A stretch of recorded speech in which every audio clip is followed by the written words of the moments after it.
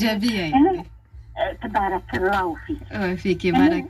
إن شاء الله أنا تكمّلي دايرة دومًا في هذه الإيجابية إن شاء وفي الله إن هذه شاء الله الفرحة تكوني نعم، وتكوني دومًا في استماعنا واستماع القناة الأولى كما كنتِ من الثمانينات الله وتكمّلي فيك. معنا أيضًا، وفيكِ بارك يعطيك الصحة.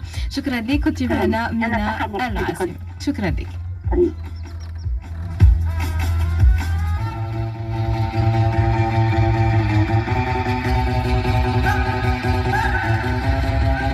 إذا ما زلنا في نفس الموضوع، موضوع التفاؤل والإيجابية. عندنا وقت نزيدو ولا خلاص ختمنا المكالمات لنهار اليوم؟ نختموه مرة أخرى نقول لكم كونوا دوما إيجابيين وفرحوا بكل ما لديكم، بكل النعم اللي عندكم، بكل الناس اللي تحبوهم.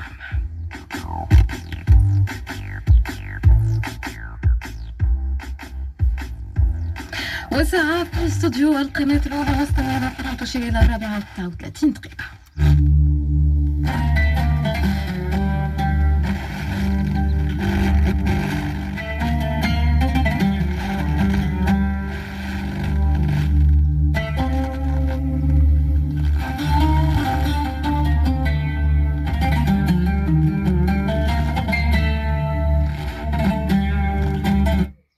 يعني وصغار في العمر بين 40 و 43 سنه يعني مرضوا بالكورونا توفوا. يعني المرض هذا ما يضربش كان الكبار مش كان الشيوخ، ايضا حتى الشباب وحتى الصغار ردوا بانا.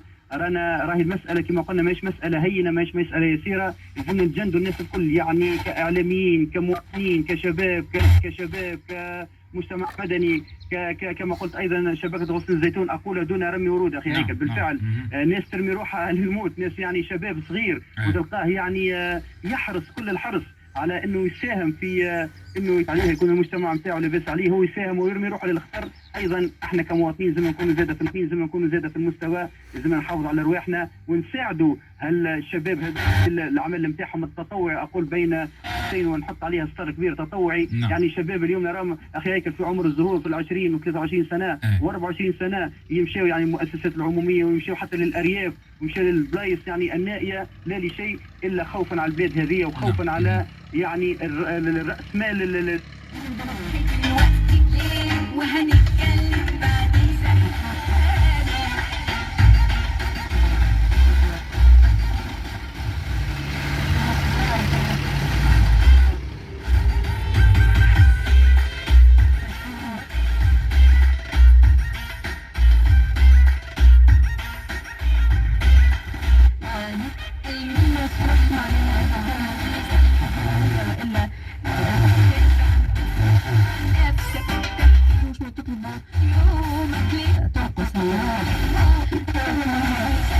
الدولة والوزارات والمعاهد.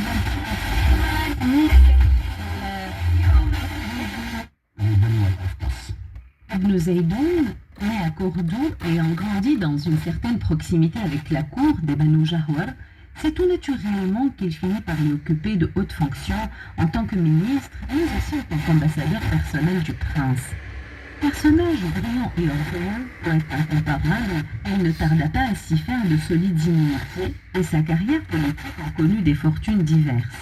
Il réussit malgré tout à naviguer dans ces marécages pour fuir une grève des rois andalous, et en cela, son prestige et son talent de poète ont été de précieux temps pour toujours réussir à s'attirer les faveurs des puissants. Ainsi, position devint